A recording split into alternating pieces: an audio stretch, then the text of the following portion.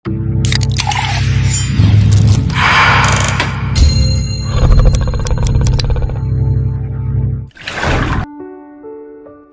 ini kita menyadarkan diri kita, terlebih lagi yang berceramah, jangan kau hanya sampai menyampaikan ayat saja. Hai Abdul Samad, apakah kau yang bicara itu hatimu sudah hidup?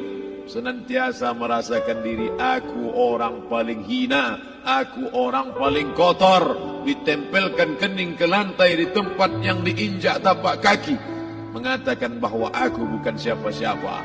Umur diberikan Allah 40, 60, 70. Berapa yang kupakai untuk menolong agama Allah? Berapa yang kupakai untuk mengingat Allah? Mata, tangan, telinga, kaki akan diminta tanggung jawab di hadapan Allah. Dulu dibangga-banggakan, dihormati, dimuliakan. Yang kami muliakan Al-Mukarram, Al-Ustaz. Tapi pada saat tiba masanya, yang kita bawa tak lain tak bukan innallaha la yanzuru ila ajsamikum. Allah tak menengok badan, fisik, bentuk tubuh, baju. Ini sampulnya saja. Wala ila suwarikum, Allah tak menengok rupa, wajah. Walakin yanzuru ila qulub. Hati kamu yang bersih itulah yang kau bawa menghadap Allah Subhanahu wa taala. Yauma la yanfa'u malun, harta tak berguna, wala banun, anak tak bisa menolong, harta tak berguna, anak tak mampu menolong, illa man atallah, kecuali orang yang datang menghadap Allah biqalbin salim, dengan hati yang bersih, hati yang tulus, hati yang memercikkan cahaya iman, hati yang bersih dari hasad, busuk hati, sum'ah, riya, takabbur. Itulah yang menolong di hadapan Allah Subhanahu wa taala. Apa kata Imam Ali radhiyallahu an? An-nasu niyam. Semua manusia waktu hidup itu tidur. Bapak tidur, ibu tidur, saya tidur. Semua orang waktu hidup itu tidur. Falamma matu, ketika dia mati, disitulah dia baru terjaga dari tidur panjang. Saat Israel mencabut nyawa, ditarikkan adalah satu centapan yang kuat. Disitulah kita baru terjaga dari tidur panjang. Betapa aku meninggalkan salat, betapa aku tak berzakat, betapa dulu kekuasaan. Aku lulus umur 30, pensiun 58, 28 tahun, apapun tak pernah kubuat untuk agama. Sibuk membesarkan anak, sibuk mengurus warisan. Anak pun tak ingat dengan kita, karena kita lupa menanamkan pendidikan agama di dalam otak kepalanya. Harta yang banyak tak sempat menolong agama Allah.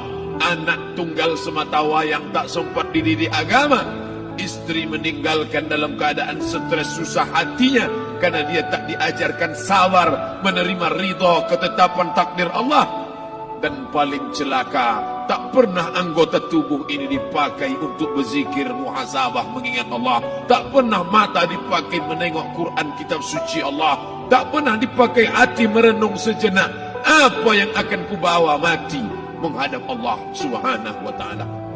Abdul Samad dari dalam tanah naik ke atas tanah, ceramah, masuk balik ke dalam tanah. Yang kau bawa apa?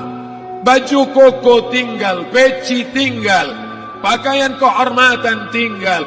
Yang kau bawa kain tidak berjahit, disobek, kerak. Itu yang akan menyampul kulitmu, yang selama ini kau dimandikan, dibersihkan oleh ibumu dulu 60 tahun yang lalu. Sampai masanya kau lupa kapan kau dimandikan dulu. Sekarang ruh melihat, disebut dia ruh karena dia raha ya ruhu ruh, seperti aroma semerbak yang datang pergi hinggap. Ruh sampai masanya dia datang masuk ke dalam jasad. Ruh sampai masanya dia pergi meninggalkan jasad. Malam ini dimuliakan Al-Mukarram Haji Abdul Samad LCMA. Kenapa Abdul Samad ini dimuliakan? Karena ruh hinggap sejenak sebentar, sampai masanya besok pagi dia ruh keluar dari dalam tubuh ini. Anak yang katanya ayahku sayang, istri katanya kaulah abang, sampai masanya mereka tak lagi mau mendekat. Rumah itu saya yang buat, saya yang mengukurnya. Tapi begitu ruh sudah keluar dari badan, tidak satu pun semeter, sesenti, sejengkal, sehasta ada tempat di rumah itu untuk jenazah bernama jenazah Abdul Somad. Mana kawan, sahabat, andai tolan, anak menantu, teman sekantor, semuanya pergi meninggalkan. Yang tetap dibawa, kalau pernah kaki melangkah salat berjamaah di masjid, kalau pernah tangan mengusap kepala anak yatim, kalau pernah tangan mengucap subhanallah. Nanti di akhir tausiah kita akan berzikir, munajat, muhasabah diri, berdoa, mengenang apa yang akan kita bawa menghadap Allah Subhanahu wa taala. Datang malaikat membawa kain kafan dari cahaya, akan menyambut ruh yang mulia. Hadis riwayat Ahmad bin Ambal dalam kitab Al-Musnad, turun malaikat berlomba-lomba membawa kain putih dari cahaya, menunggu ruh akan keluar. Ruh menetes seperti embun di ujung daun. Daun tidak bergoyang, ranting tidak patah. Ruh menetes pelan turun ke dalam kain kafan, dibawa malaikat ke pintu langit. Tak sabar mereka menyambut, inikah dia yang selama ini berjamaah? Berapa banyak yang masyhur terkenal di bumi, malaikat tak mengenal dia. Ini ruh siapa? Tapi ini bukan LCMA, dia bukan ustaz, dia bukan ulama, tapi imannya dalam, kekuasaan dipakai menolong agama Allah. Ruhnya keluar di bawah, semua malaikat mengucapkan salam. Inilah orang yang selama ini kami tunggu-tunggu, catatannya sudah lama.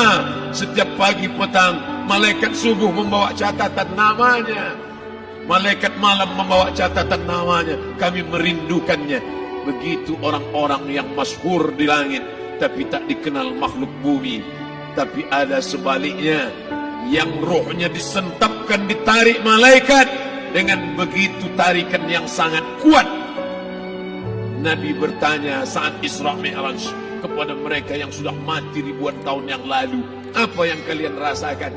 Yang satu mengatakan seperti tebasan pedang di tempat yang sama beratus kali. Yang satu mengatakan seperti kambing yang dikuliti hidup-hidup. Yang satu mengatakan seperti mata kail pancing ditarik dari kulit yang basah.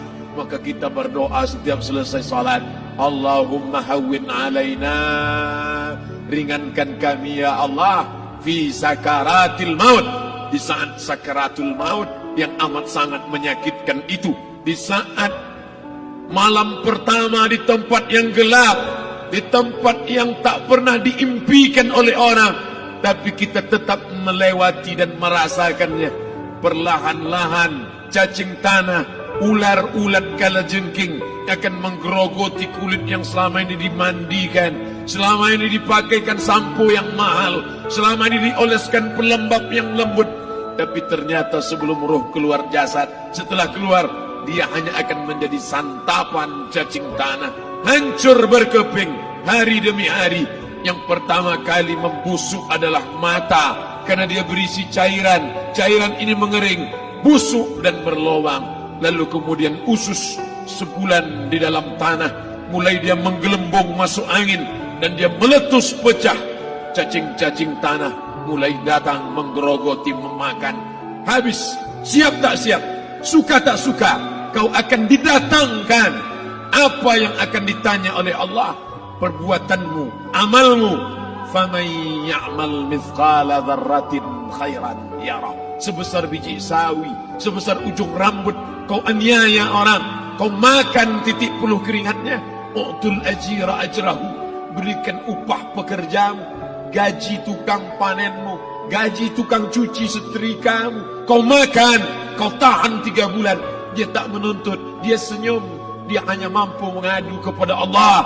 Tapi titik peluhnya yang keringatnya, air matanya akan kau balas di hadapan Allah Subhanahu wa ta'ala. Di saat itu tak ada siapa bisa menolong. Hari ini uangmu banyak, kau bayar pengacara handal 1 jam 100 juta, bebas tanpa syarat. Tapi di hadapan Allah semua akan bersaksi.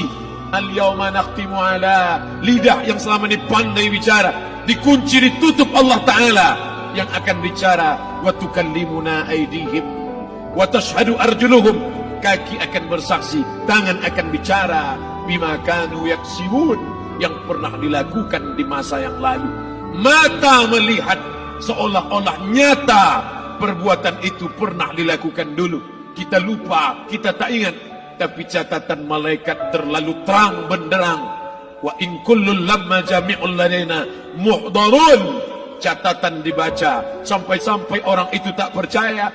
Ma li hadzal kitab, kenapa buku catatan saya ini la yughadiru saghiratan, yang kecil-kecil, wala kabiratan, yang besar-besar, ahsaha, semua tercatat dalam buku catatan yang nyata. Dalam surat Al-Isra apa kata Allah? Iqra. Hari ini kalau dikatakan Iqra, baca Quran, Iqra, baca Yasin. Malam Jumat Iqra, baca surat Al-Kahfi. Tapi sampai hari itu Yasin tak bermakna, Al-Kahfi tak lagi disuruh baca, karena hidup sudah berakhir. Iqra, baca. Apa yang kau baca? Kafa binafsika al-yawma 'alaika hasiba. Baca buku catatan amal. Sampulnya dosa, isinya dosa.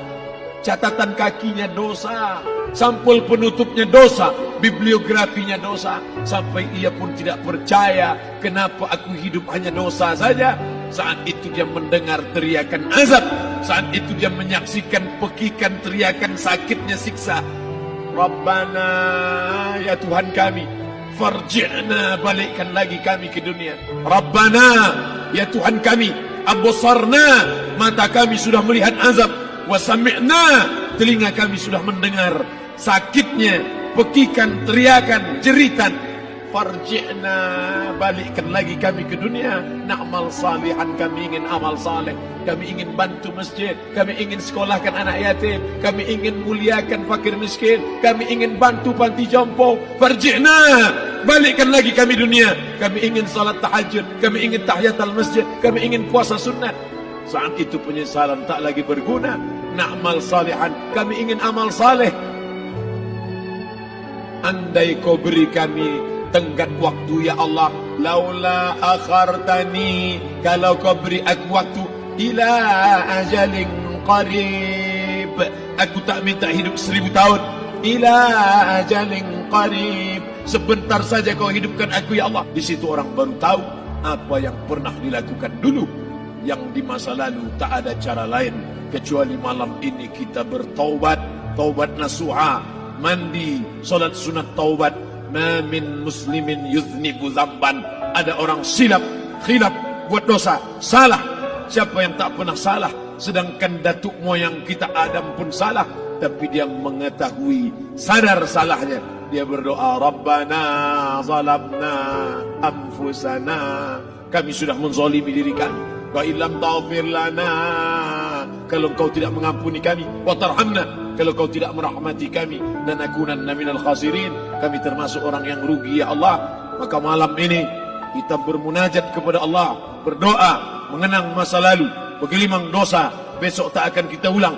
Kita minta ampun kepada Allah Subhanahu wa taala.